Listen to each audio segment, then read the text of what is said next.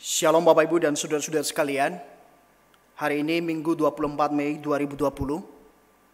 Mari kita akan beribadah di hadapan Tuhan. Saya undang kita untuk bangkit berdiri. Kita akan mempersiapkan hati dan pikiran kita. Kita akan mengambil saat teduh sejenak di hadapan Tuhan.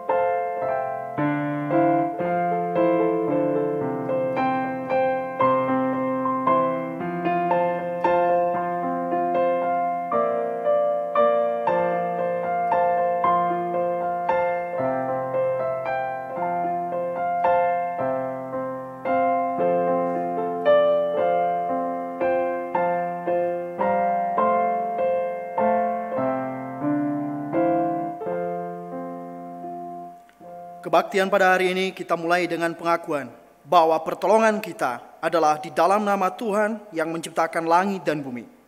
Turunlah kiranya atas kita sekalian kasih karunia dan rahmat dan damai sejahtera dari Allah Tritunggal, Allah Bapa, Putra dan Roh Kudus. Amin.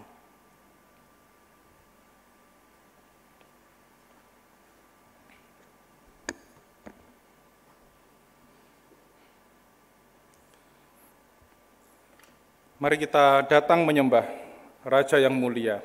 Kita mau memuji tentang kasih-Nya. Kita tahu bahwa Dia adalah pelindung kita dan Dia bertahta di surga di mulia, Dia selalu menjaga kita. Kita akan memujikan lagu pembukaan, kita akan menyembah Tuhan. Kita pujikan datang menyembah Raja yang mulia.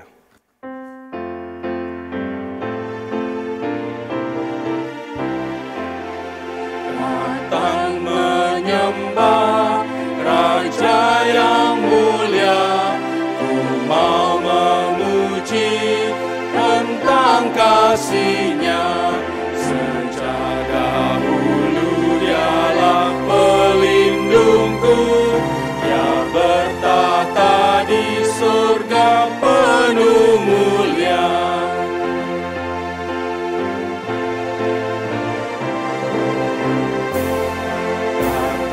Memuji kasih besar-Nya, terang jubah-Nya, langit tirai-Nya. Allah datang menembus awan gelap, guntur angin topan tak merintanginya. Yang ketiga, aku mau tuturkan kasih rahmat-Nya.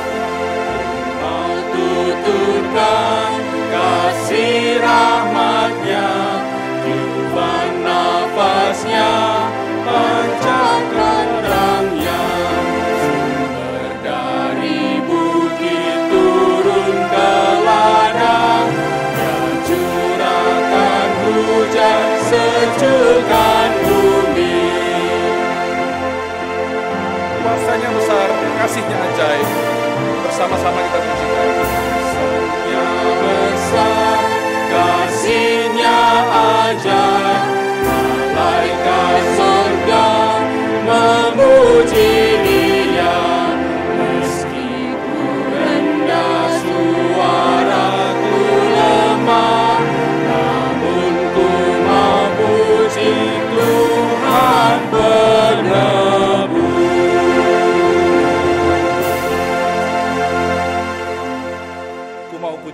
Tuhan penebus. Itu menjadi satu doa kita di hari ini. Kita akan bersama-sama membacakan nats pembukaan kita pada hari ini dari Roma pasal ke-8 ayat ke-18. Nats pembukaan kita dari Roma pasal ke-8 ayat ke-18. Kita akan bacakan bersama-sama 1, 2, 3. Sebab aku yakin bahwa penderitaan zaman sekarang ini tidak dapat dibandingkan dengan kemuliaan yang akan dinyatakan kepada kita. Mari bersama-sama kita masuk dalam doa. Tuhan, kami mengucap syukur untuk hari yang baru yang Tuhan berikan bagi kami. Kami tahu Tuhan bahwa setiap hari yang kami lewati merupakan satu anugerah daripada-Mu. Dan biarlah hati kami di setiap hari kami lewati, selalu kami diberi hati yang ingin untuk bersyukur dan memuji akan kebesaran nama-Mu. Biarlah itu menjadi doa dan pengagungan kami setiap hari. Dan kami tahu juga Tuhan bahwa dalam sepanjang kami melewati hari-hari yang minggu ini Tuhan, mungkin kami melakukan banyak-banyak hal yang Tuhan mungkin tidak senangi, Tuhan tidak kehendaki, yang mendukakan hati Tuhan. Kiranya Tuhan ampuni kami, Tuhan tolong kami, Tuhan rendahkan kami, supaya kami boleh layak di hadapan-Mu, dan Tuhan yang akan memperbaiki kami hari demi hari. Kami rindu di hari-hari ke depan, meskipun dalam kondisi sekarang saat kami terpisah satu dengan yang lain, tapi kami boleh terus selalu diikatkan dalam satu ibadah yang mesra, dalam satu persekutuan di dalam Tuhan melalui keluarga-keluarga kami. Tuhan yang akan memimpin jalannya ibadah hari ini, dari awal, pertengahan, hingga akhirnya. Tuhan yang bertahta atas segalanya. Dalam nama Tuhan Yesus kami berdoa. Amin. Dengan tetap bangkit berdiri, mari bersama-sama kita memujikan pengakuan iman rasuli. Kita akan mengucapkan pengakuan iman rasuli bersama-sama. Pengakuan iman rasuli. Aku percaya kepada Allah, Bapa yang Maha Kuasa, Khalik langit dan bumi, dan kepada Yesus Kristus, Anaknya yang tunggal Tuhan kita, yang dikandung dari Roh Kudus, lahir dari anak darah Maria, yang menderita sengsara di bawah pemerintahan Pontius Pilatus, disalibkan, mati, dan dikuburkan, turun ke dalam kerajaan maut. Pada hari yang ketiga, bangkit pula dari antara orang mati, naik ke surga, duduk di sebelah kanan Allah, Bapa yang Maha Kuasa, dan dari sana Ia akan datang untuk menghakimi orang yang hidup dan yang mati. Aku percaya pada Roh Kudus, gereja yang kudus dan am, persekutuan orang kudus, pengampunan dosa, kebangkitan tubuh, dan hidup yang kekal. Amin. Jemaat dipersilahkan untuk duduk kembali.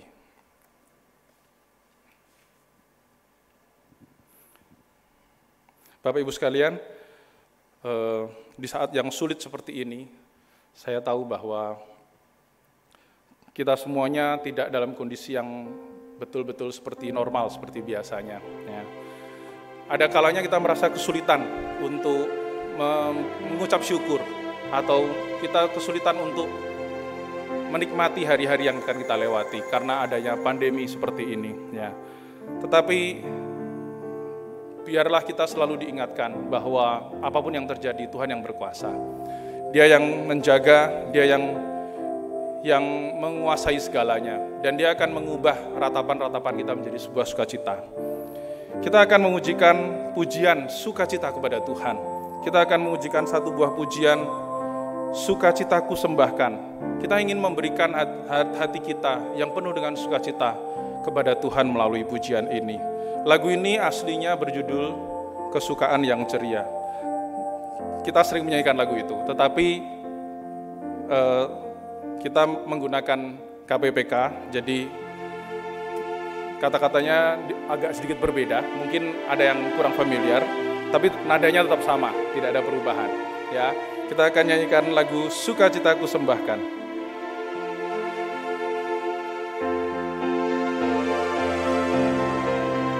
Kita memberikan sukacita kita dalam pujian ini.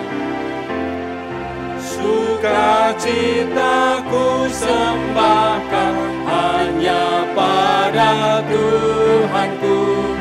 Hatiku bagaikan bunga mekar karena sinarnya. Awan maut ketakutan dienyakan olehnya.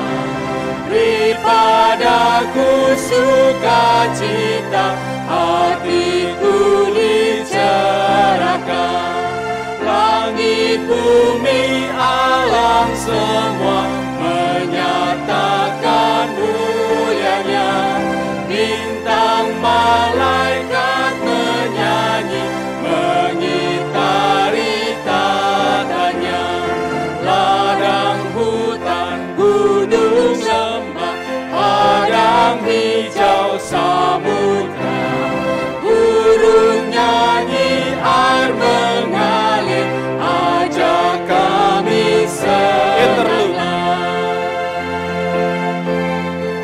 Kita akan memuji lagu ini dengan lebih bersemangat lagi. Kita akan bersyukur dan bersorak-sorai atas kebaikan Tuhan dan dengan sukacita di dalam hati. Mari kita pujikan lagu. Sumber berkat, pohon rahmat, anugerahnya kekalan, sukacita kehidupan mengalir memancarlah. Anak Tuhan bersaudara hidup dalam kasih-Nya. Kita saling mengasihi dalam surga yang bakal.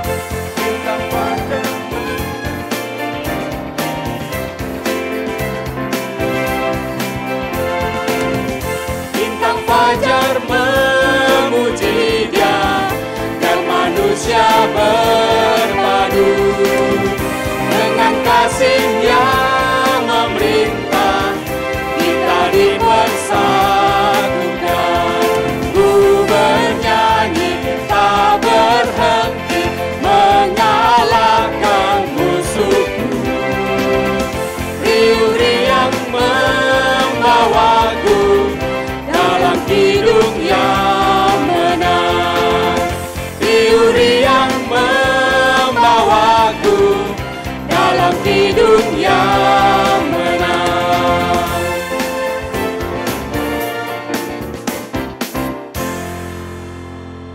Ya, kita tetap bersukacita untuk segala hal yang terjadi. Dan biarlah itu terus menjadi doa kita setiap hari. Bapak Ibu Saudara sekalian,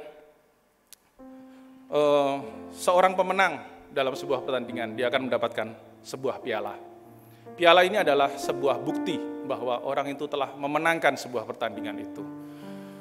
Dan kalau tidak ada piala ini, maka tidak ada bukti bagaimana kita tahu orang itu pernah memenangkan sebuah pertandingan.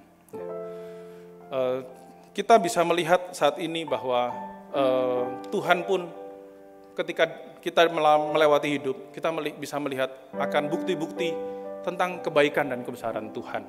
Ya, kita bisa melihat akan dunia yang indah yang diciptakan Tuhan. Itu adalah salah satu bukti dari kebesaran Tuhan.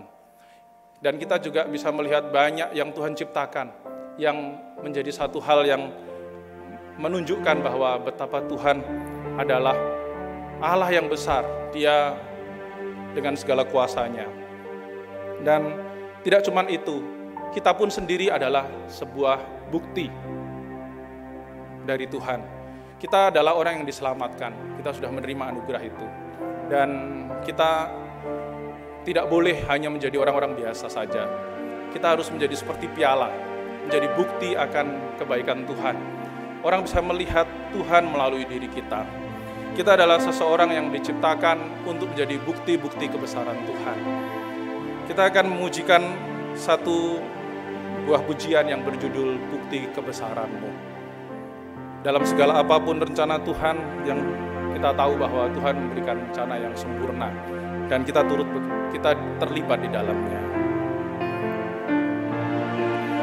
Bukti kebesaran-Mu.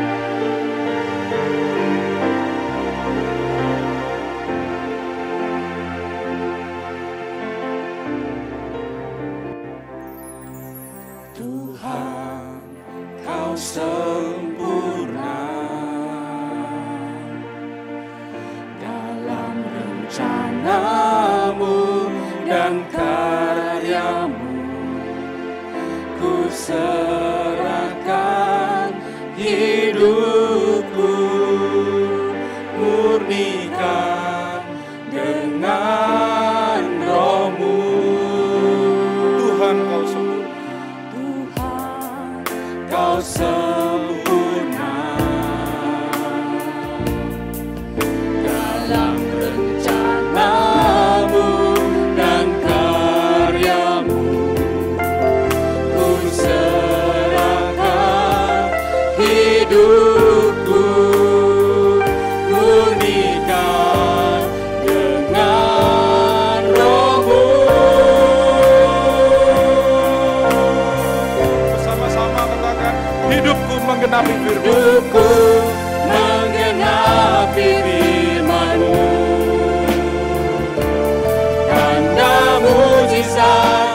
sertai tiap langkahku. Kau bersamaku di dalamku, jadi bukti kebesaran-Mu. Kita ulang lagu ini sekali lagi. Tuhan Kau sempurna. Tuhan, Kau sempurna. Semua rencana-Mu sempurna Tuhan. Dalam rencana-Mu dan karya-Mu, Aku ingin mempersembahkan hidup supaya menjadi sesuatu yang menyenangkan hati. Murnikan dengan roh. murnikan dengan Roh-Mu. Hidupku menggenapi firman-Mu. Tanda mujizat sertai tiap langkahku. Kau bersamaku di dalamku, jadi bukti kebesaran-Mu. Hidupku menggenapi firman-Mu. Tanda mujizat sertai tiap langkahku. Kau bersamaku di dalamku, jadi bukti kebesaran-Mu. Sekali lagi katakan, hidupku menggenapi firman-Mu. Tanda mujizat sertai tiap langkahku. Kau bersamaku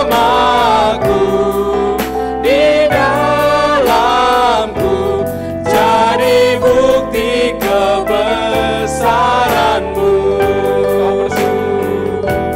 Jadi bukti kebesaran-Mu.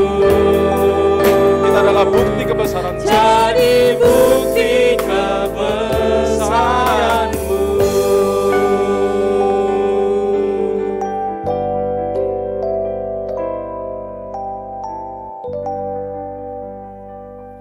Biarlah kita tetap menjadi orang-orang yang dikenan Tuhan, dan Tuhan, orang bisa melihat Tuhan melalui diri kita. Mari bersama-sama kita akan masuk ke dalam pokok-pokok doa syafaat.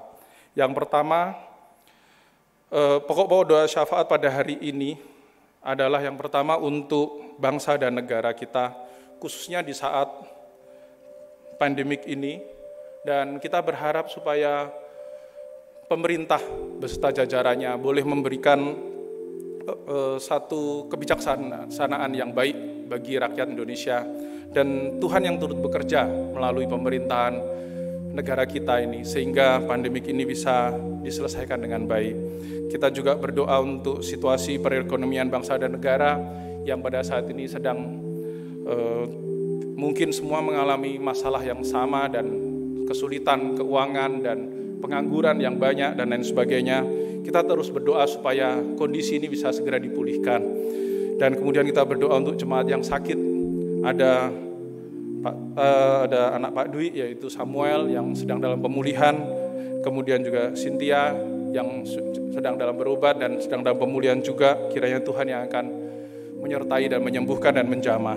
Kemudian kita juga berdoa untuk para jemaat lansia yang sudah lanjut usia, mereka yang sudah tinggal di rumah, tidak bisa kemana-mana, dan saat ini juga mereka tidak bisa kemana-mana dan mereka sedang bergumul dalam sebuah pergumulan. Biarlah kita tetap mendoakan jemaat-jemaat kita, dan kita berdoa supaya meskipun kita terpisah satu dengan yang lain, tetapi iman kita tetap dikuatkan, tetap disegarkan, dan Tuhan memulihkan kehidupan kita. Mari kita berdoa bersama-sama. Bapa yang di surga, kami pada saat ini datang di hadapan-Mu. Kami rindu Tuhan untuk berdoa syafaat untuk bangsa negara kami. Kami tahu Tuhan bahwa kondisi saat ini sedang tidak dalam kondisi yang baik. Kami tahu bahwa ada pandemik virus COVID-19 ini yang melanda hampir semua belahan dunia, dan kami tahu Tuhan bahwa banyak hal yang tiba-tiba berubah, tidak bisa kami pastikan. Perubahan yang sangat cepat, yang mungkin banyak orang bilang mengerikan, tapi kami rindu Tuhan, bahwa kami menggantungkan kepercayaan kami pada Tuhan. Kami berdoa untuk bangsa dan negara kami, Tuhan, supaya mereka, Tuhan beri hikmat dan kebijaksanaan kepada para pemimpin bangsa beserta jajarannya untuk bisa mengatasi pandemik ini, untuk bisa memberikan kebijakan-kebijakan yang nantinya bisa segera menyelesaikan masalah-masalah di Indonesia ini. Kami tahu Tuhan bahwa Tuhan turut campur tangan dalam setiap permasalahan. Tuhan yang akan turut campur tangan dalam setiap kebijakan yang akan diambil. Kiranya Tuhan yang akan ampuni dan pulihkan negeri kami ini, sehingga bisa nantinya bisa terpulihkan dan bisa terselesaikan dengan baik masalah ini. Kami juga rindu Tuhan berdoa untuk banyak warga rakyat yang sedang mengalami kelaparan, kesulitan, mungkin mereka sedang dipecat dari perusahaannya, mungkin dirumahkan, ataupun mungkin mereka mengalami kesulitan dalam pekerjaan bisnis yang semakin sepi, kemudian juga banyak hal lainnya lagi Tuhan menghadapi situasi yang seperti ini. Kami berdoa untuk segenap rakyat Indonesia, dan Tuhan kiranya menjamah mereka satu persatu. Tuhan yang akan turut campur tangan. Tuhan bekerja dengan cara yang mungkin kami tidak tahu, tetapi Tuhan memberikan solusi demi solusi sehingga bisa dipakai untuk bertahan melalui masa-masa yang sulit ini. Kami juga tidak lupa berdoa untuk jemaat-jemaat kami yang mungkin sedang dalam pergumulan karena masalah kesehatan mereka. Ada Samuel, anak Pak Dwi, yang sedang pemulihan. Kemudian juga ada Cynthia yang sedang dalam pemulihan juga, dan mungkin ada jemaat-jemaat lain yang mungkin kami tidak tahu, mereka sedang di rumah dan mungkin dalam kondisi lemah tubuh ataupun lainnya. Ya Tuhan, kami rindu Tuhan. Tuhan menjamah, melawat mereka satu persatu. Tuhan yang akan mengobati dan menyembuhkan. Kami juga mohon perlindungan Tuhan, kiranya Tuhan yang menjaga supaya jemaat-jemaat semuanya boleh dalam kondisi badan yang sehat. Tuhan jauhkan daripada sakit penyakit, daripada virus corona ini Tuhan. Kami rindu Tuhan pada saatnya nanti ketika virus ini selesai, kami boleh berkumpul kembali dalam satu ibadah yang mesra, dalam satu pujian, kami boleh bersama-sama memuji dan mendengarkan firman Tuhan dalam satu ibadah yang sangat-sangat kami rindukan Tuhan. Kami berdoa untuk mereka yang berada di rumah dan dalam kondisi lemah tubuh ini Tuhan. Dan yang terakhir kami juga berdoa untuk para jemaat-jemaat lansia yang mungkin pada saat ini mereka sedang dalam pergumulan juga. Mereka sudah lanjut usia, di akhir masa-masanya mereka, kiranya Tuhan terus memberi sukacita kepada mereka. Tuhan memberi satu pengharapan yang teguh pada mereka. Tuhan lawat mereka dalam pergumulannya mereka. Dan mereka meskipun di rumah mereka tetap bisa beribadah melalui ibadah online ini. Mereka diberkati, diteguhkan, dikuatkan, dan dilawat dalam Tuhan. Tuhan, kami menyerahkan semua dalam tangan Tuhan. Kiranya Tuhan yang akan sempurnakan segala doa-doa yang tidak sempurna ini. Dan pada saat ini saya beri kesempatan jemaat untuk berdoa secara pribadi untuk masalah-masalah yang dihadapi ataupun apa yang akan disampaikan pada Tuhan. Saya persilahkan.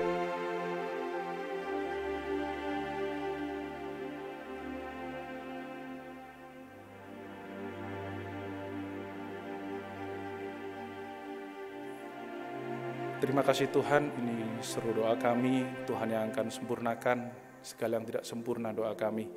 Dan biarlah kami terus punya satu pengharapan pada Tuhan. Dalam nama Tuhan Yesus kami berdoa.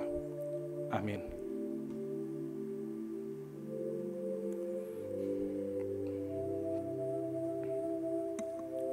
Bapak Ibu Saudara sekalian, saya pernah dengar sebuah khotbah. Saya pernah mendengar sebuah khotbah tentang kisah seorang petani. Ya. Kisah ini melekat dalam pikiran saya dan saya ingin membagikan kepada saudara-saudara sekalian. Ya. Pengkhotbah ini berkata bahwa kita seharusnya hidup seperti seorang petani. Ya, petani adalah orang yang hidup dari kemurahan Tuhan saja. Ya, ketika dia menanam dan kemudian dia meletakkan bibit dan kemudian lain sebagainya, mencangkul, dia tidak pernah tahu kapan akan hujan, apakah akan ada hama yang akan menyerang, ataukah yang lainnya dia tidak tahu. Yang dia tahu dia hanya menanam dan menunggu akan kemurahan Tuhan. Ya. Kisah ini begitu baik untuk kita adopsi ketika kita dalam kondisi saat ini yang tidak menentu. Ya. Kita semua berharap hanya dalam Yesus saja, hanya dalam Tuhan saja. Kita tidak pernah tahu besok akan terjadi apa. Biasanya dalam setiap tahun kita udah tahu mau begini, mau begitu dan lain sebagainya ya. Tapi khusus kali ini kita tidak pernah tahu. Kita seperti petani tadi yang hanya bisa menunggu dia apa yang akan Tuhan kerjakan. Ya. Tetapi satu hal yang pasti, petani itu tahu bahwa nanti akan ada hujan. Pasti. Dia tahu itu akan menghasilkan. Dia tahu bahwa dia bisa hidup dari sana. Sama seperti kita pada saat ini, kita harus tahu bahwa di dalam Yesus pasti ada ketenangan, pasti ada pengharapan, dan pasti akan ada berkat dari Tuhan.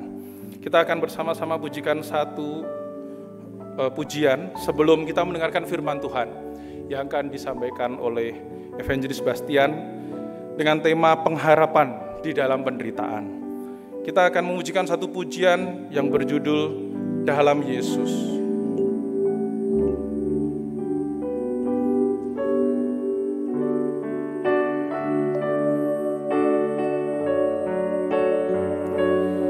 Lagu ini berkata kekuatan kita adalah di dalam Yesus yang tidak pernah tinggalkan kita.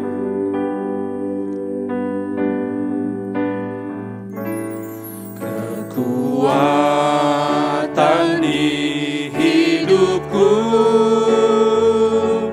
ku dapat dalam Yesus.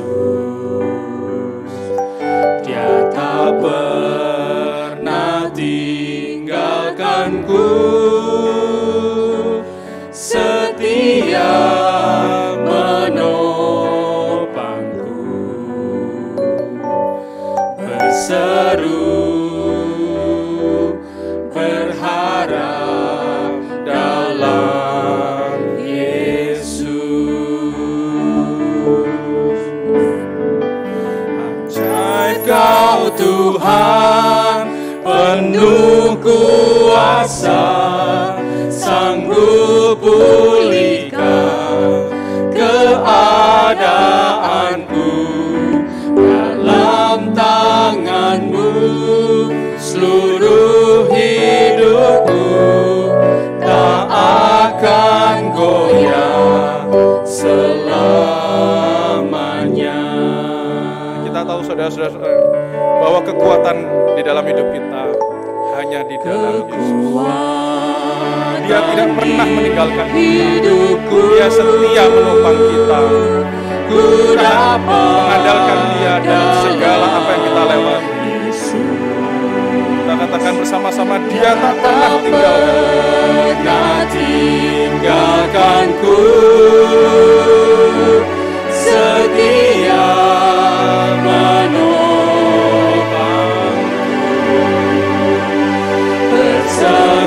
kita berseru, kita berharap kepada dalam Yesus.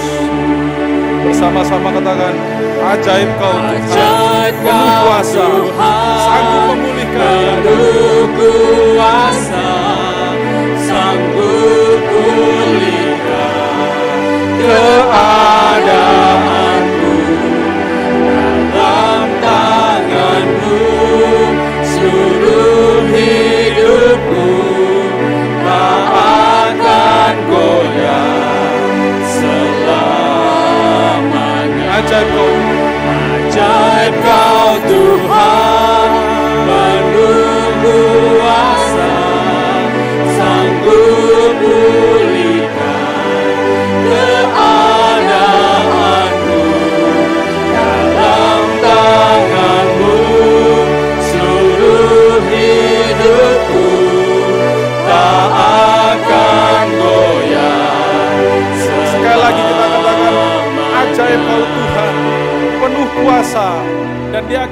memulihkan kita.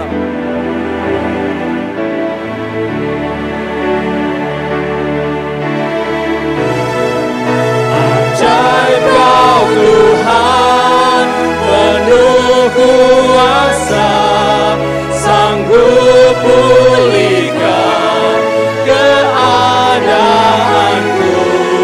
Dalam tangan-Mu seluruh hidupku tak akan goyah selamanya. Tak akan goyah selamanya. Tak akan goyah selamanya.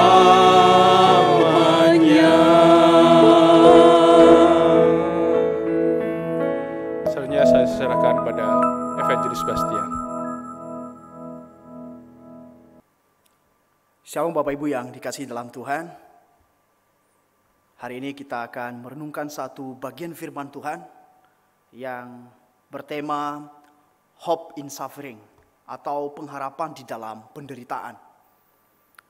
Sebelum kita merenungkan bagian ini, kita akan berdoa terlebih dahulu memohon pertolongan Tuhan. Mari kita berdoa. Bapa di surga, kami bersyukur karena Tuhan memelihara hidup kami sampai detik ini. Dan Tuhan boleh menolong kami, boleh sampai di hari raya, hari Minggu bagi kami, di mana kami boleh datang di hadapan Tuhan, memuji, memuliakan Engkau Tuhan. Kami telah memuji Engkau dengan hati dan pikiran kami, dan saatnya kami mau mendengarkan firman Tuhan untuk boleh menguasai hati dan pikiran kami, secara khusus dalam menguatkan kami di masa-masa pergumulan yang sedang kami alami saat ini. Tuhan, berbicaralah kepada kami semua. Kuatkanlah kami lewat firman-Mu. Dan biarlah firman Tuhan sungguh boleh menjadi kekuatan dan penghiburan di dalam jiwa kami. Hamba-Mu yang lemah dan terbatas, kiranya Engkau urapi dari surga Bapa, sehingga setiap apa yang disampaikan sungguh benar-benar berasal daripada-Mu. Kami menyerahkan waktu dan kesempatan kami pada hari ini. Di dalam kami mendengarkan firman, Tuhanlah yang berbicara. Di dalam Kristus Yesus kami telah berdoa dan mengucap syukur, haleluya, amin. Bapak Ibu yang dikasihi dalam Tuhan, mari kita akan membuka Alkitab kita untuk merenungkan tema kita hari ini tentang Hope in Suffering atau pengharapan di dalam penderitaan. Kita akan buka Alkitab kita di dalam Roma pasal 8 ayat 18. Roma pasal 8 ayat 18 saya akan bacakan untuk kita semua. Sebab aku yakin bahwa penderitaan zaman sekarang ini tidak dapat dibandingkan dengan kemuliaan yang akan dinyatakan kepada kita. Bapak Ibu yang dikasihi dalam Tuhan, di tempat saya sebelumnya di GKT Kanaan Kediri, di sana ada satu program yang namanya HES Immanuel atau Jalan Sehat. HES Immanuel ini biasa dilakukan setiap hari Rabu jam 1 siang di daerah kota Kediri, di gunung atau di ladang sekitar kota Kediri. Nah, Bapak Ibu yang dikasihi dalam Tuhan, yang mengkoordinir kegiatan ini adalah bapak-bapak komisi pria dan juga beberapa ibu-ibu yang ikut dan terlibat di dalam kegiatan Jalan Sehat ini. Jadi kalau kita ikut Jalan Sehat ini, kita bisa memilih rute. Ada rute pendek dan rute panjang. Rute pendek itu sekitar 1 sampai 3 km. Sementara kalau rute panjang 5 sampai 7 km. Bapak Ibu sekalian, saya biasanya ikut yang rute panjang. Nah, di dalam rute panjang kita melewati perjalanan dengan medan yang berbeda-beda. Kadang kita naik gunung, turun lembah, menyisir kali, lewat sawah, lewat hutan, dan juga di dalam perjalanan kita juga seringkali dihadang oleh hujan dan juga panas terik matahari. Sehingga ketika kita sampai di titik akhir di awal keberangkatan kita tadi, kalau kita melihat ke belakang, Bapak Ibu sekalian, begitu banyak dan begitu panjang perjalanan yang telah kita lalui. Dan di dalamnya kita melewati begitu banyak rintangan dan tantangan sepanjang perjalanan HES ini. Dan reaksi fisik kita adalah kadangkala kita capek, letih, lesu, haus, dan lapar. Nah, bersyukur di HES ini biasanya diadakan di akhir dari acara ini ada acara makan-makan, sudah disiapkan makanan sehingga rasa haus dan rasa lapar kita bisa terobati. Nah, Bapak Ibu sekalian, apa hubungannya dengan renungan firman Tuhan kita pada hari ini? Bapak Ibu sekalian, hidup kita ini ibarat seorang yang melakukan jalan sehat atau HES Immanuel tadi. Yang mana bahwa kalau kita melihat ke belakang, begitu panjang perjalanan yang telah kita lalui. Dan di dalam perjalanan itu begitu banyak tantangan, rintangan, pergumulan hidup yang kita alami. Coba saat ini kita melihat sejenak ke belakang. Sejak kita masih kecil, beranjak remaja, pemuda, dan juga dewasa. Setelah itu berkeluarga, menjadi papa, mama, bahkan menjadi kakek dan nenek. Coba kita melihat ke belakang, situasi apa yang kita alami sepanjang perjalanan hidup kita. Pergumulan dan rintangan, persoalan tentu mewarnai kehidupan kita, bukan? Baik yang terjadi di dalam diri kita, pergumulan soal pikiran kita, perasaan kita, emosional kita, maupun juga kerohanian kita. Lebih daripada itu juga kita mengalami banyak pergumulan di dalam pekerjaan kita, di tengah kehidupan keluarga, hubungan relasi dengan suami dan istri, orang tua dan anak, menantu dan orang tua. Saudara sekalian, kita juga mengalami banyak persoalan dan pergumulan dengan teman, saudara, sahabat kita, rekan kerja kita, bahkan juga adalah karyawan kita dan masyarakat di sekitar kita, dan juga dengan keadaan alam semesta saat ini. Dan lebih-lebih ketika kita berada di tengah pandemi ini, Bapak Ibu sekalian, hidup kita serasa di penjara, tidak bisa mengelak, tidak ada kebebasan. Dan keadaan ini membuat kita alami situasi begitu capek, begitu tak berdaya. Ada ketakutan di dalam diri, ada kekhawatiran. Karena di dalam situasi ini begitu banyak pergumulan yang datang silih berganti di dalam kehidupan kita. Sehingga membuat kita tak berdaya di dalam situasi ini. Bapak Ibu yang dikasihi dalam Tuhan, harapan adalah hal yang kita dapatkan di dalam keadaan kita saat ini. Bapak Ibu yang dikasihi dalam Tuhan, adakah harapan di dunia ini? Dapatkah manusia di sekitar kita dengan segala yang dimilikinya, ilmu pengetahuan, mampu menjelaskan keadaan kita saat ini? Mengapa kita menderita dan bergumul sampai saat ini? Bapak Ibu yang dikasihi dalam Tuhan, sebagai orang percaya, tentu kita akan bertanya, bagaimana iman Kristen menjelaskan realita atau kondisi kehidupan kita saat ini? Apakah penyebab dari penderitaan yang kita alami saat ini? Adakah harapan bagi orang percaya di tengah penderitaan yang sedang dialami saat ini? Bapak Ibu yang dikasihi dalam Tuhan, bagian yang kita baca tadi merupakan kitab Roma. Sebelum kita memahami bagian ini, saya menceritakan dan menjelaskan secara garis besar bahwa kitab Roma terdiri dari 16 pasal dan kitab ini ditulis oleh Paulus sendiri. Dan kitab Roma bisa dipahami dengan secara garis besar 3 bagian. Pasal 1 sampai pasal 3 itu berbicara tentang dosa dan dampak dosa. Pasal 4 sampai pasal 11 itu berbicara bagaimana pelepasan Kristus bagi orang percaya di dalam dosa. Dan pasal 12 sampai pasal 16 itu berbicara mengenai respon orang percaya setelah mereka dilepaskan daripada dosa. Sehingga kalau di sana kita melihat ada ibadah, pelayanan, dan juga ketaatan pemerintah dan kepedulian kepada sesama sebagai respon hidup orang yang telah dibebaskan daripada dosa. Nah, khususnya di pasal 8 dapat dipahami dalam beberapa bagian, yaitu ayat 1 sampai ayat yang ke-17 itu bisa dipahami bahwa Roh Kudus menghidupkan kita dan mengadopsi kita, menjadikan kita anaknya, yaitu anak Allah. Dan khususnya di ayat 18 sampai di ayat yang ke-30 itu berbicara mengenai jaminan hidup orang percaya di tengah penderitaan yang sementara ini di dalam dunia. Pengharapan anak-anak Allah. Dan khususnya di dalam ayat 31 sampai 39 itu berbicara mengenai kesimpulan bahwa tak satu pun yang dapat memisahkan kita dari kasih Allah yang telah menjadikan kita miliknya. Nah, pada hari ini kita hanya fokus melihat perikop kita, yaitu di ayat 18 sampai ayat yang ke-30 tentang pengharapan anak-anak Allah.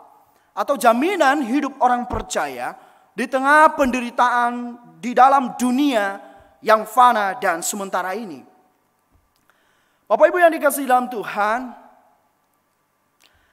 apakah yang menjadi jaminan bagi orang percaya di tengah penderitaan kita ini? Yaitu yang pertama adalah penderitaan kita adalah sementara. Di dalam ayat 18 dikatakan, sebab aku yakin bahwa penderitaan zaman sekarang ini tidak dapat dibandingkan dengan kemuliaan yang akan dinyatakan kepada kita. Nah, Bapak Ibu yang dikasihi dalam Tuhan, jadi ada masa di mana kita akan menikmati kemuliaan, sukacita surgawi bersama dengan Allah. Dengan demikian bahwa penderitaan yang kita alami di dunia ini hanyalah sementara, tidak bersifat kekal. Di dalam dunia kita ini terbatas, di dalam dunia kita ini fana, dan kekekalan itu ada di dalam Allah itu sendiri. Bapak Ibu yang dikasihi dalam Tuhan, bagian ini memberitahukan kita tentang keadaan orang-orang percaya, bahwa kita berada di dalam dunia yang penuh dengan penderitaan. Apa penderitaan yang dimaksud di dalam bagian ini? Penderitaan bergumul dengan kehidupan kita sebagai manusia yang telah jatuh di dalam dosa. Di dalam daging kita sebagai manusia yang berdosa. Kita bergumul dengan sifat-sifat kita, natur kita. Dan juga bergumul dengan sakit penyakit yang ada di dalam diri kita. Dan juga kita bergumul dengan kondisi yang ada di sekitar kita. Yaitu dengan orang-orang yang berdosa, yang membenci kita, yang menganiaya kita. Dan secara khusus bagian ini ditulis kepada jemaat Roma, yang pada waktu itu mengalami penganiayaan dari orang-orang sekitar mereka, karena mereka memutuskan untuk mengikut Kristus di dalam kehidupan mereka. Itulah sebabnya Paulus mengajak mereka bahwa penderitaan yang kita alami saat ini, bahwa tidak dapat dibandingkan dengan kemuliaan yang akan kita nikmati, yang akan kita rasakan di dalam kekekalan bersama dengan Allah. Pengharapan di masa yang akan datang adalah kekuatan bagi kita di tengah penderitaan di dalam dunia yang sementara. Bapak Ibu yang dikasihi dalam Tuhan, mengapa manusia mengalami penderitaan?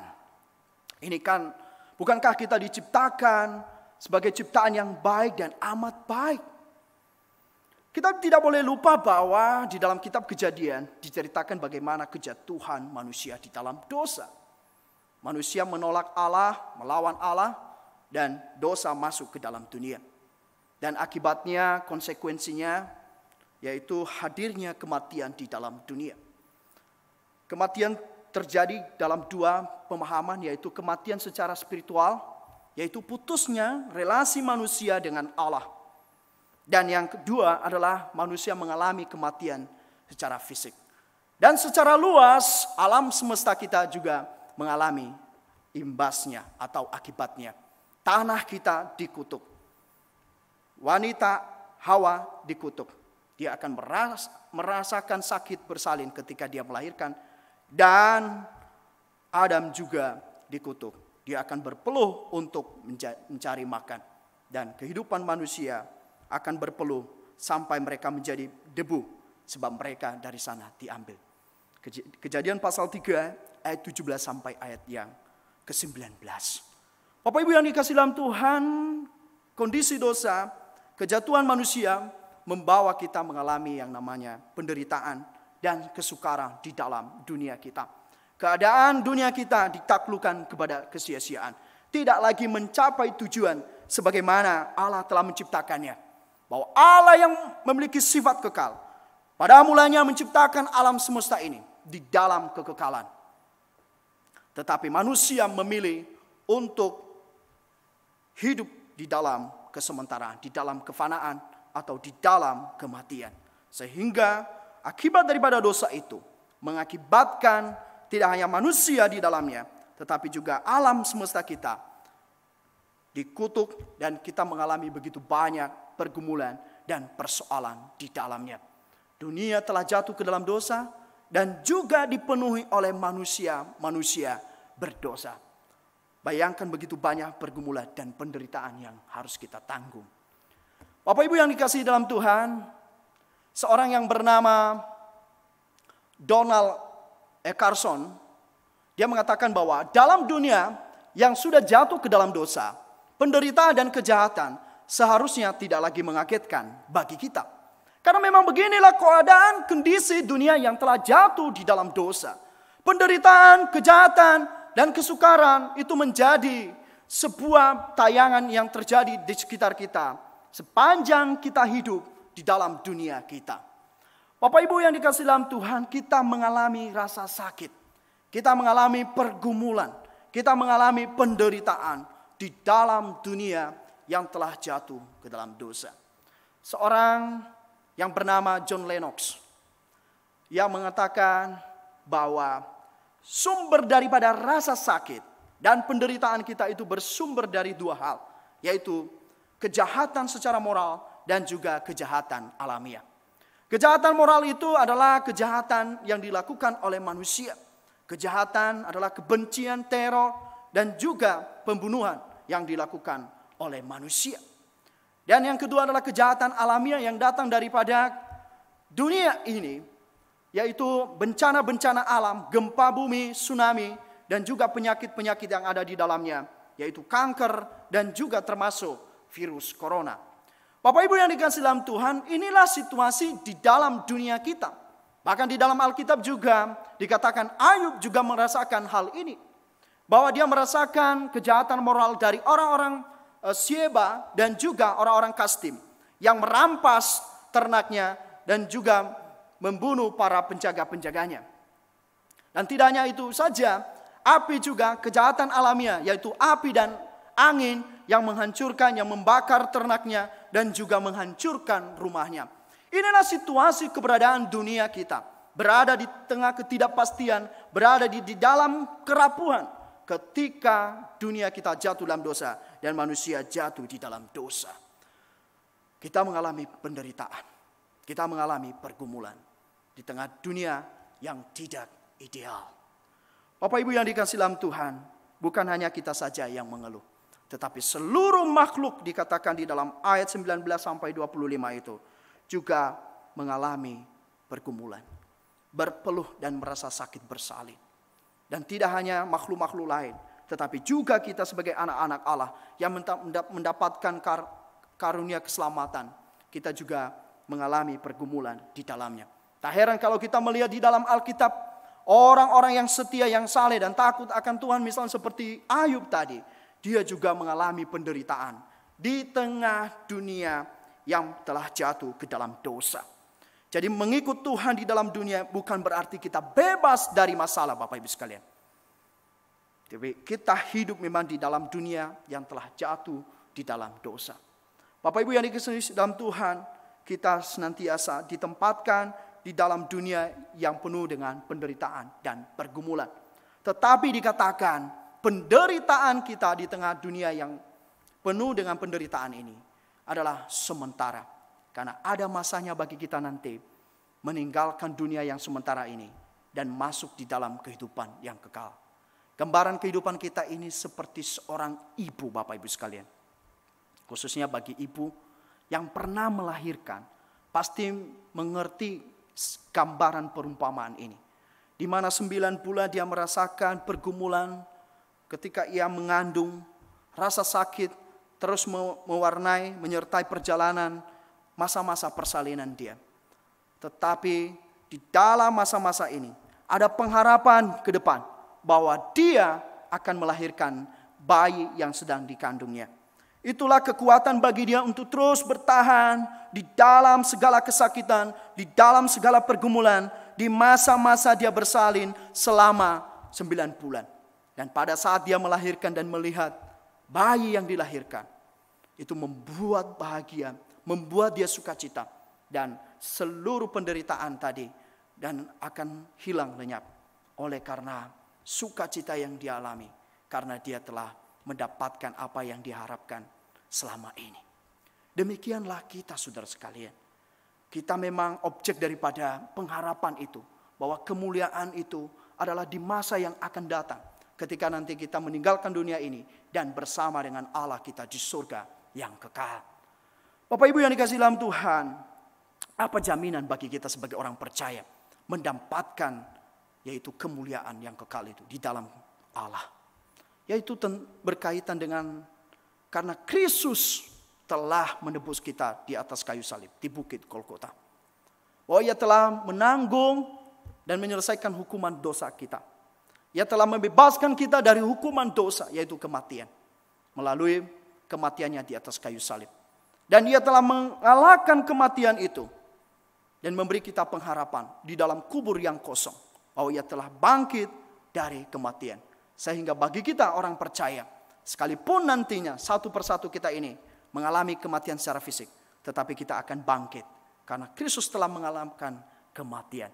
Itulah sebabnya di dalam Yohanes pasal 11 ayat 25 dikatakan, akulah kebangkitan dan hidup.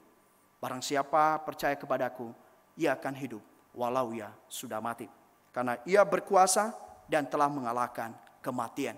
Sehingga kehidupan kita orang percaya ada jaminan untuk bisa mengalami kehidupan yang kekal bersama dengan Bapa kita di surga yang kekal. Kita akan menikmati kemuliaan bersama dengan Allah. Di dunia ini banyak orang mencari kehidupan setelah kematian. Dan banyak orang sekarang ini sedang mengerjakan bagaimana mereka harus hidup selamat dengan taat, melakukan perbuatan baik, melakukan puasa dan lain sebagainya. Agar mereka bisa selamat. Tetapi Kristus 2000 tahun yang lalu di Bukit Golgota telah memberikan kita satu jaminan. Bahwa kita mendapatkan kehidupan yang kekal. Oleh karena ia telah menebus kita dari hukuman dosa kita. Sehingga tidak ada lagi penghukuman bagi mereka yang ada di dalam Kristus Yesus. Roh yang memberi hidup dan memerdekakan kita di dalam Kristus dari hukum dosa dan hukum maut. Inilah pengharapan kita. Bapak Ibu sekalian, marilah kita bersyukur dan terima kasih kepada Tuhan. Bahwa di dalam dunia yang penuh penderitaan, Tuhan telah menjamin kehidupan kita. Bahwa penderitaan kita adalah sementara. Penderitaan kita tidaklah kekal. Penderitaan kita hanyalah sementara.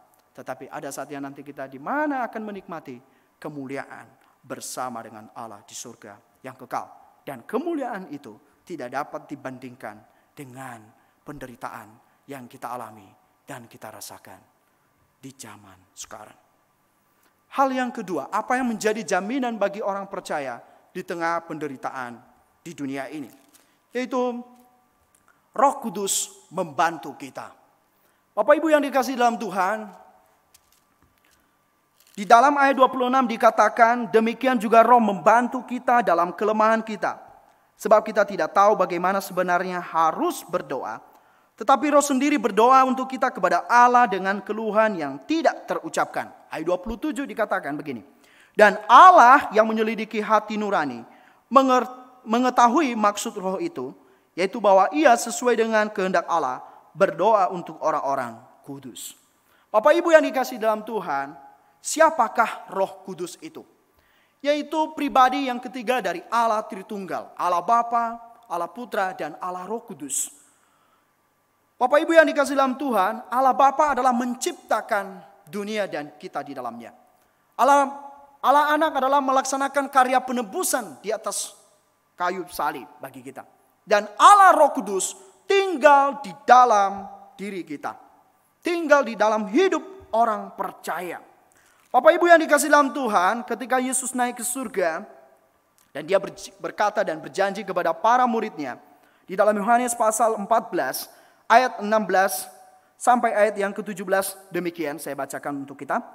Aku akan minta kepada Bapa, dan ia akan memberikan kepadamu seorang penolong, Parakletos, yang lain, supaya ia menyertai kamu selama-lamanya, yaitu Roh kebenaran. Dunia tidak dapat menerima dia, sebab dunia tidak melihat dia dan tidak mengenal dia. Tetapi kamu mengenal dia, sebab ia menyertai kamu dan akan diam di dalam kamu. Bapak Ibu yang dikasihi dalam Tuhan, Allah tahu bahwa kita tidak mungkin mampu berdaya di tengah dunia yang penuh dengan pergumulan, yang penuh dengan penderitaan. Allah tidak pernah berjanji bahwa di dalam dunia ini sebagai orang percaya bebas dari segala pergumulan.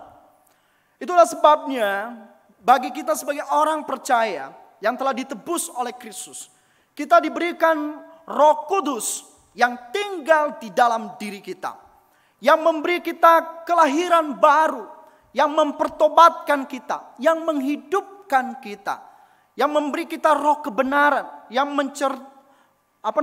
memberikan kita pengertian yang baik tentang kebenaran, menguasai kehidupan kita di tengah dunia yang penuh pergumulan dan penderitaan.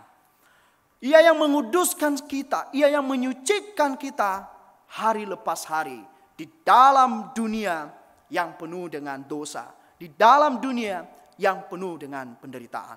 Ia yang menuntun kita, memberikan kita kerinduan yang begitu dalam untuk terus berelasi dengan Allah, untuk terus haus untuk membaca dan merenungkan firman Tuhan.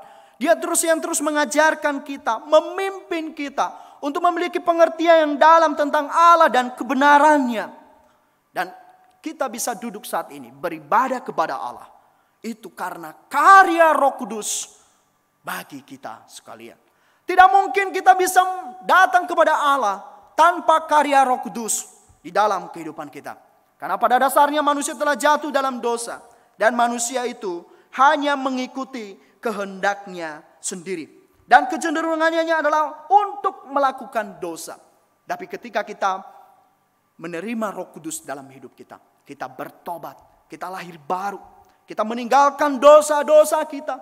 Dan ketika kita berbuat dosa dan jatuh dalam dosa, ada satu ketakutan di dalam diri kita, ada satu kecemasan, ada rasa bersalah di dalam diri kita.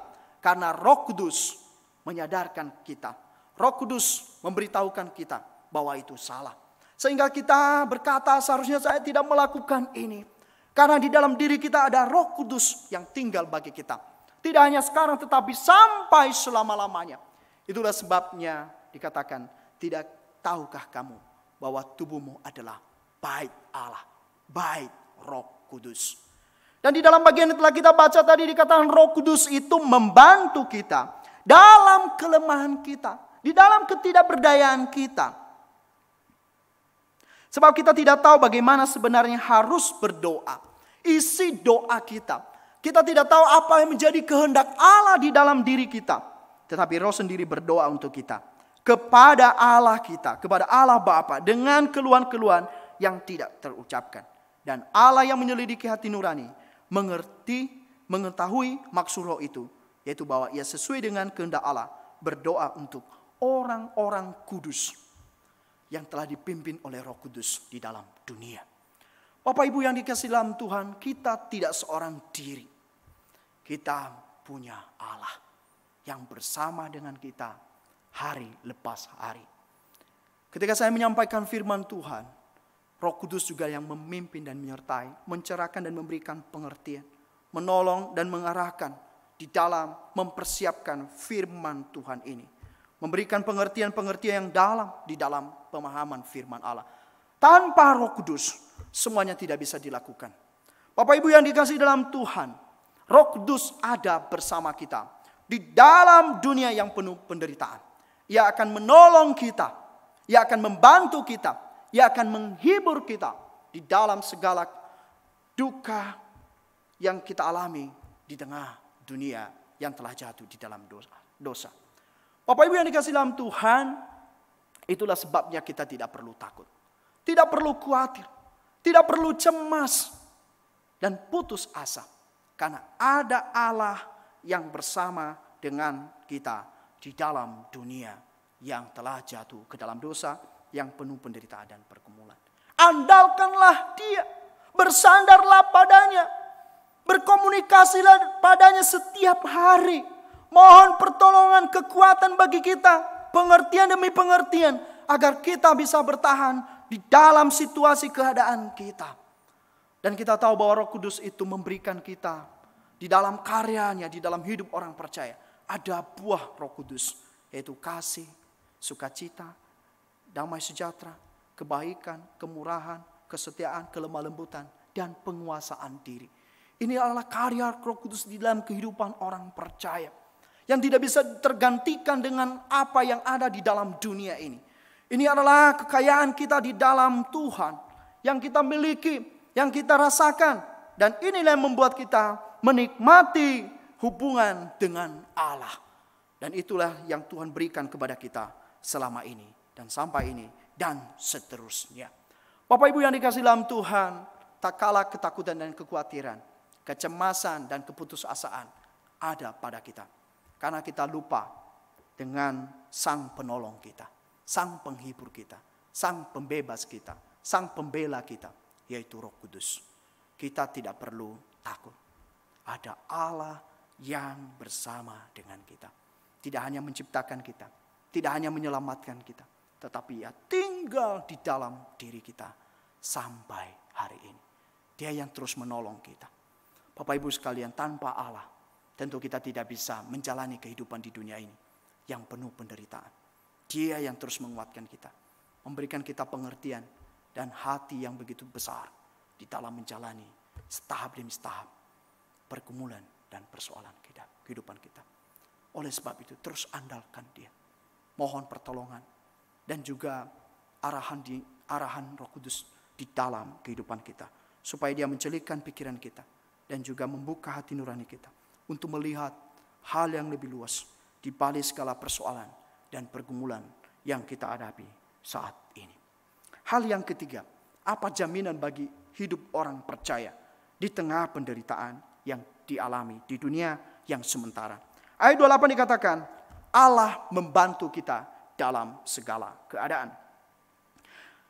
Ayat 28 dikatakan, kita tahu sekarang bahwa Allah turut bekerja dalam segala sesuatu untuk mendatangkan kebaikan bagi mereka yang mengasihi Dia, yaitu bagi mereka yang terpanggil sesuai dengan rencana Allah. Bapak Ibu yang dikasihi dalam Tuhan, bahwa Allah turut bekerja dalam segala keadaan, dalam segala sesuatu, dalam segala peristiwa untuk mendatangkan kebaikan bagi mereka yang mengasihi Dia, yang percaya kepadanya, yang bagi mereka yang terpanggil sesuai dengan rencana Allah yang telah diselamatkan oleh Kristus dan yang di dalamnya juga Roh Kudus tinggal bagi mereka. Bapak Ibu yang dikasihi dalam Tuhan, Allah berdaulat di dalam segala keadaan, di dalam segala sesuatu, di dalam segala peristiwa. Allah yang mengendalikan semuanya. Tidak ada sesuatu pun yang terjadi di luar kendali Allah. Baik situasi baik maupun situasi buruk, Allah berdaulat di dalamnya. Bapak Ibu yang dikasihi dalam Tuhan, secara khusus bagi orang percaya, Allah bekerja dalam segala keadaan, termasuk di dalam keadaan baik dan keadaan buruk, untuk mendatangkan kebaikan bagi orang yang mengasihi Dia. Khusus bagi mereka yang mengasihi Dia, khusus mereka yang terpanggil sesuai rencana Allah, Tuhan turut bekerja untuk mendatangkan kebaikan. Turut bekerja dalam keadaan apa? Dalam segala keadaan. Baik di dalam keadaan baik maupun di dalam keadaan buruk. Di tengah situasi yang penuh pergumulan, Tuhan turut bekerja untuk menyatakan suatu rencana, untuk menyatakan satu kebaikan bagi kita yang mengasihi Dia, bagi kita yang terpanggil sesuai rencananya. Bapak Ibu yang dikasihi dalam Tuhan, di dalam Alkitab kita melihat bagaimana kisah hidup seorang Yusuf. Siapa yang mengira bahwa Yusuf yang dibenci oleh saudara-saudaranya, yang membuang dia ke sumur, dan juga menjualnya kepada orang Media, dan orang Media menjualnya ke Mesir dan menjadi budak. Yang pada akhirnya Yusuf bisa menjadi seorang Perdana Menteri di Mesir pada waktu itu, yang dipersiapkan untuk memelihara bangsa Israel ketika terjadi kelaparan yang dahsyat. Tidak ada seorang pun yang tahu, Bapak Ibu sekalian. Tetapi kita melihat bahwa perjalanan itu, keadaan buruk itu membawa dia pada satu kehidupan yang luar biasa, boleh menjadi seorang Perdana Menteri di Mesir. Kita tahu bahwa Allah berkuasa di dalamnya. Allah yang mengendalikan keadaan. Bahwa di dalam situasi buruk pun Tuhan bisa menjadikan hal itu, membawa kepada hal yang lebih baik bagi anak-anaknya. Tapi kita melihat bagaimana seorang Yusuf, dia dikatakan percaya kepada Allah. Bapak Ibu yang dikasihi dalam Tuhan, demikian juga dengan kehidupan kita sekarang ini. Di dalam situasi yang ada, Tuhan turut bekerja untuk mendatangkan hal baik bagi kita. Bapak Ibu yang dikasihi dalam Tuhan, tidak selalu hal buruk itu buruk bagi kita. Cara pengalaman mungkin dan juga ilmu medis, bahwa rasa sakit itu memiliki manfaat dan fungsi bagi kita. Rasa sakit yang pertama itu menunjukkan kepada kita adanya bahaya. Tak kala kita mendekatkan tangan kita ke api, saraf kita mengingatkan kita bahwa itu panas. Sehingga kita menarik tangan kita dan terhindar daripada luka bakar. Rasa sakit juga dalam kadar tertentu memberikan kita pertumbuhan fisik yang baik. Tak kala seorang olahragawan, pemain sepak bola, seorang pemain voli, dan juga pendaki gunung, atau juga pemain tinju, mereka juga di dalam mendapatkan fisik yang kuat harus melewati dan siap menghadapi rasa sakit dan penderitaan di masa mereka latihan. Yang lebih dalam lagi, bahwa rasa sakit itu bermanfaat dan berfungsi bagi kita, yaitu untuk membangun karakter kita yang semakin kuat. Tak kala kita melihat orang-orang sukses, bahwa mereka yang tabah dan sabar di dalam menghadapi penderitaan, mereka yang memiliki mentalitas tinggi di dalam kehidupan mereka adalah mereka yang telah siap mengalami rasa sakit dan penderitaan dalam perjalanan hidup mereka.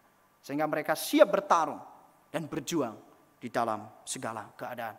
Tidak selalu keadaan buruk itu buruk bagi kita. Itu juga memiliki manfaat baik dalam kehidupan kita. Dan secara khusus bagi orang percaya, ada jaminan bahwa hal buruk pun Tuhan berkarya di dalamnya untuk menyatakan satu nilai dan kehidupan yang bernilai baik bagi orang percaya. Bapak Ibu yang dikasihi dalam Tuhan, seorang yang bernama C.S. Lewis pernah menulis kalimat begini, bahwa Allah berbisik di dalam kenikmatan kita dan berbicara di dalam hati nurani kita dan bersuara keras di dalam penderitaan kita. Penderitaan kita adalah pengeras suara untuk membangunkan dunia yang tuli.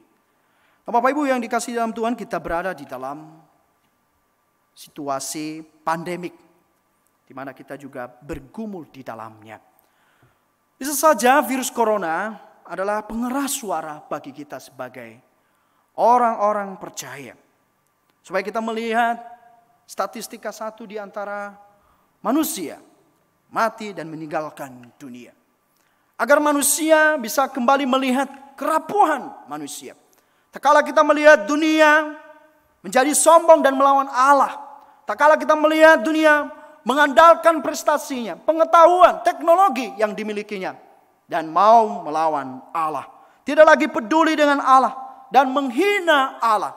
Dan kita melihat saat ini dunia diporak-porandakan, tidak berdaya, tidak mampu mengendalikan keadaan, situasi yang ada.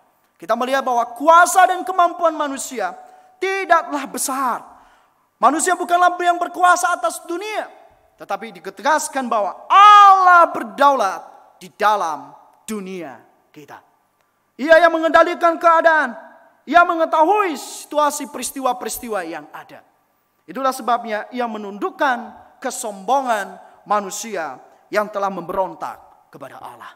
Dan bisa saja di dalam kehidupan ini, mengingatkan juga kita, bila ada di antara kita yang sudah mulai apatis dan skeptis terhadap Allah. Dan mengingatkan kita untuk mencari Allah. Bahwa pergumulan besar manusia adalah dosa. Dan ketakutan yang paling menakutkan bagi manusia adalah kematian. Selain daripada penderitaan di dalam dunia ini. Masih banyak kemurahan Allah yang bisa kita nikmati. Tetapi tidak ada yang bisa memberi dan hidup bagi orang yang telah meninggalkan dunia. Yang telah mati dan meninggalkan dunia. Tetapi Allah mampu memberi kita jawaban itu. Bahwa ada kehidupan setelah kematian. Supaya banyak orang boleh berbalik melihat kepada Allah. Melihat kepada Tuhan. Supaya selama ini yang telah membuat kita terlena. Membuat kita menikmati segala kemegahan dunia. Membuat kita merasa sombong dengan keadaan dunia dan prestasi yang kita miliki. Dengan keadaan ini kita dipertontonkan satu kerapuhan dan ketidakmampuan manusia. Ini baik bagi kita. Ini bukan sebuah hukuman tetapi sebuah pemurnian bagi orang-orang percaya. Untuk kembali mendekat kepada Allah. Untuk kembali melihat kepada Kristus yang telah menanggung penderitaan kita. Yang telah menanggung mahkota duri di atas kepalanya. Yang memberikan kita hidup yang kekal. Melampaui kematian. Saudara sekalian, di tengah kondisi yang kita alami hari ini. Seorang yang bernama John Piper. Di dalam bukunya Coronavirus dan Christ. Adalah Kristus dan Corona. Dia memberitahukan kepada kita beberapa hal. Bahwa salah satu yang dikehendaki Allah di tengah virus Corona. Adalah supaya kita kembali menyesuaikan diri terhadap nilai-nilai Kristus yang tak terhingga. Mungkin selama ini kita kembali kepada dunia, membangun nilai-nilai kita berdasarkan sekularisme, pemahaman filsafat dunia. Tetapi dengan keadaan ini membuat kita boleh sadar agar kita kembali boleh membangun diri kita kepada nilai-nilai Kristus.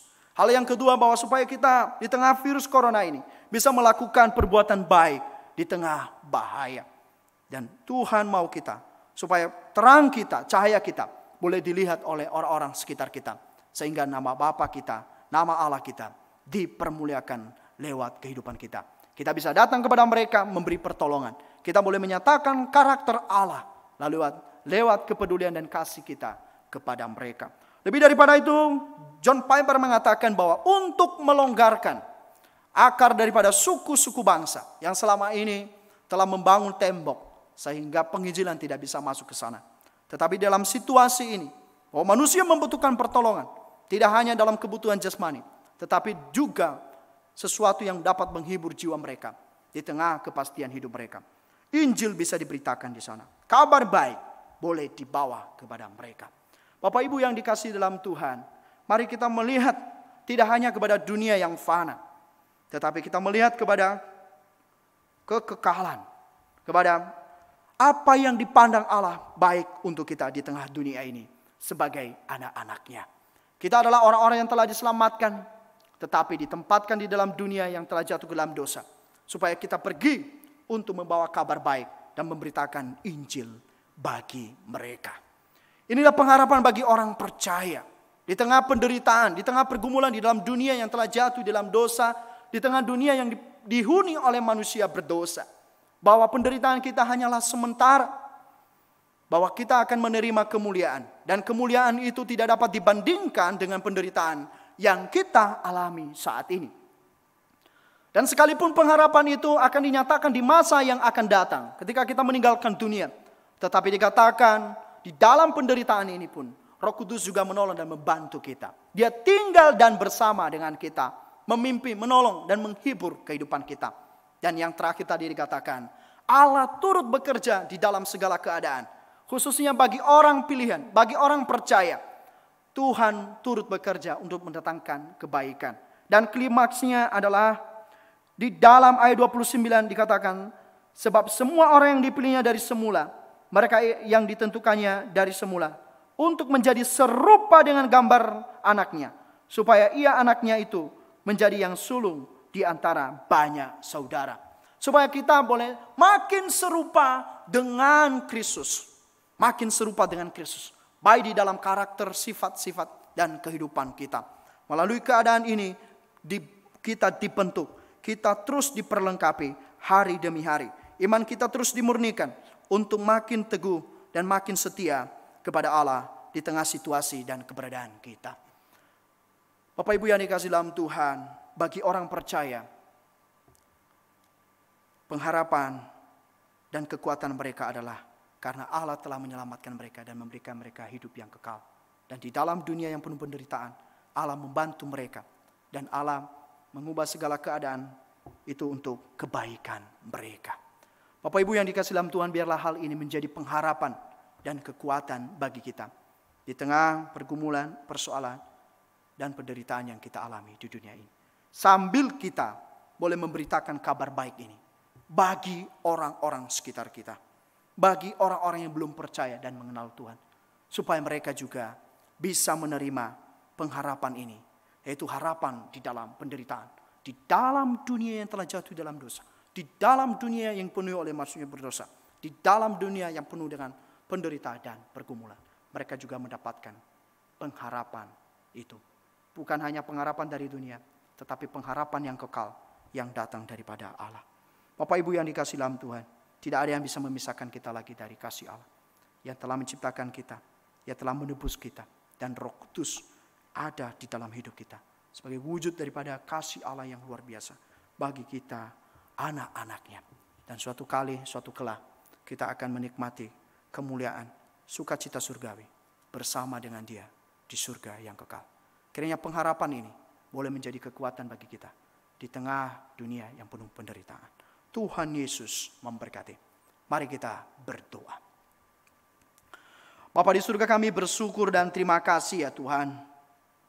Engkau telah memberitahukan kepada kami satu rahasia yang besar dari sudut pandang Allah. Melalui hamba-Mu Paulus yang telah menerangkan kepada kami bahwa penderitaan kami di dunia ini hanyalah sementara. Dan ada masa di mana masa nanti kami akan menikmati kemuliaan di dalam Allah. Kebahagiaan yang kekal di dalam Allah. Bahwa kemuliaan itu tidak dapat dibandingkan dengan penderitaan yang kami alami. Yang kami rasakan di dalam dunia yang fana, yang rapuh dan penuh penderitaan ini. Dan Tuhan juga menjamin hidup kami sebagai orang percaya. Yaitu Engkau membantu dan menolong kami Bapa, menghibur dan menguatkan kami. Oleh sebab itu biarlah kami semua terus berharap dan bersandar kepada-Mu. Dan terus hidup di dalam tuntunan daripada Allah Roh Kudus yang tinggal di dalam hidup kami.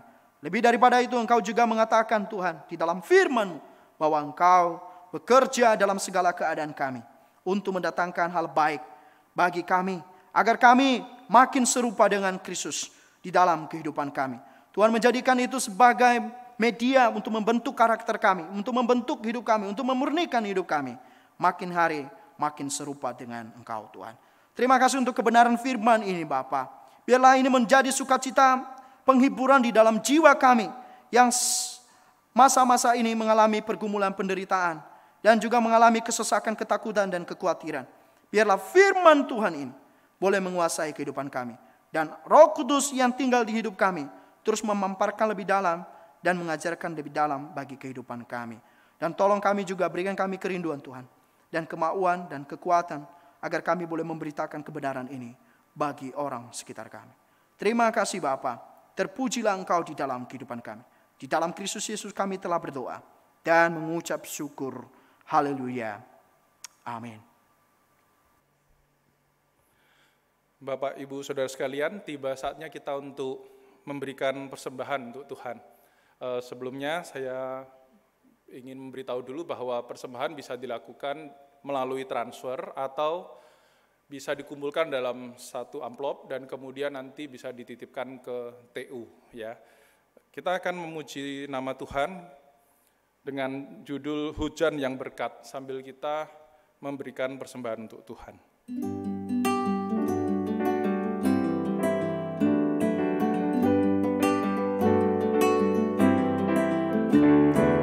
Lembah gurun dalam hati, amat perlu Roh Suci. Janji Tuhan ditepati, hujan berkat yang memberi. Hujan yang berkat, berkat yang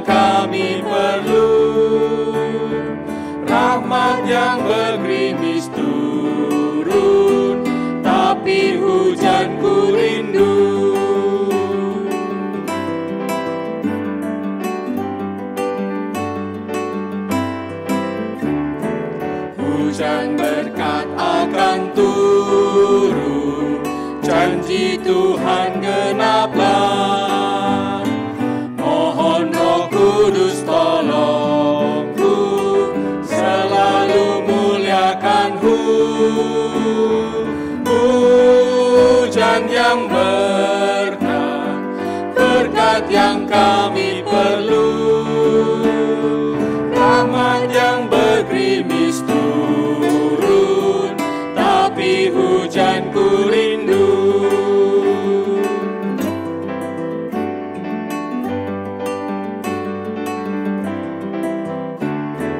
Hujan berkat akan turun, Roh Kudus turunlah. Ku buangkan segala dosa, pada Tuhan berserah. Hujan yang berkat, berkat yang kami perlu, rahmat yang bergerimis turun, tapi hujanku rindu.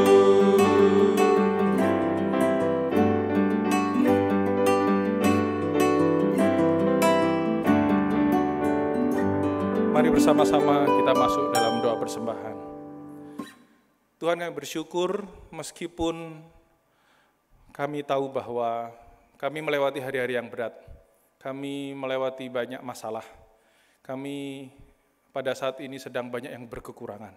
Tapi kami tahu bahwa Tuhan mencukupkan kami di tengah-tengah kekurangan kami. Biarlah apa yang kami berikan ini menjadi satu persembahan yang menyenangkan hati Tuhan.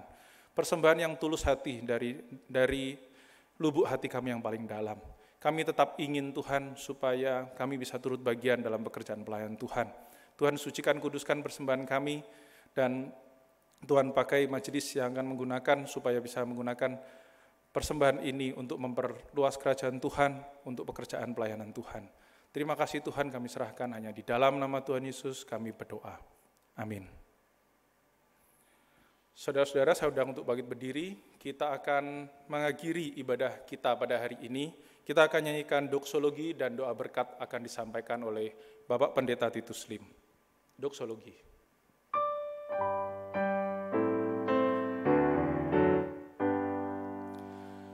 Puji Allah Bapa Putra, puji Allah Roh Kudus, ketiganya yang esa. Pohon selamat sumber berkat.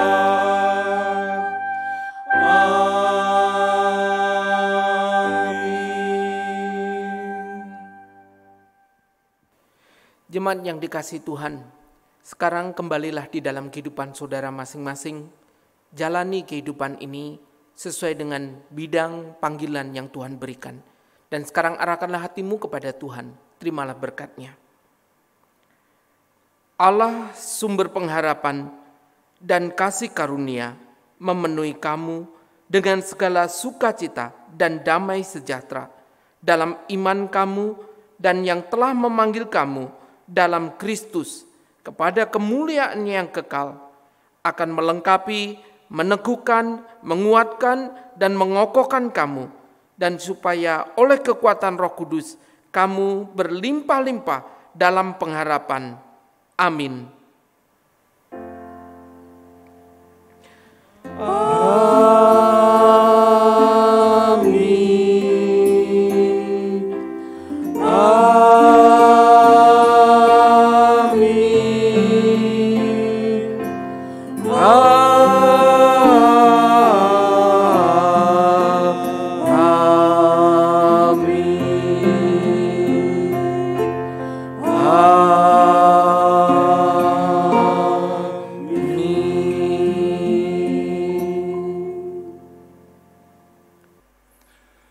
Jemaat dipersilahkan duduk dan bersaat teduh. Sebelum mengakhiri ibadah pada hari ini, ada beberapa warta yang akan saya sampaikan. Yang pertama, untuk persembahan.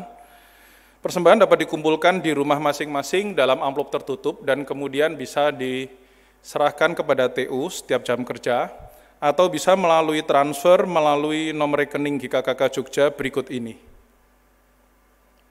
Ya. Kemudian yang kedua, warta kedua adalah ibadah online pada tanggal 31 Mei yang akan datang akan dilayani oleh Gereja Kristen Kalam Kudus Surakarta. Link akan dibagikan melalui WA grup jemaat. Kemudian warta selanjutnya, kami tetap berharap supaya jemaat sekalian tetap semangat, tidak menyerah, teguh dalam Tuhan, gunakan masker saat beraktivitas, dan stay at home. Tuhan Yesus memberkati. Terima kasih.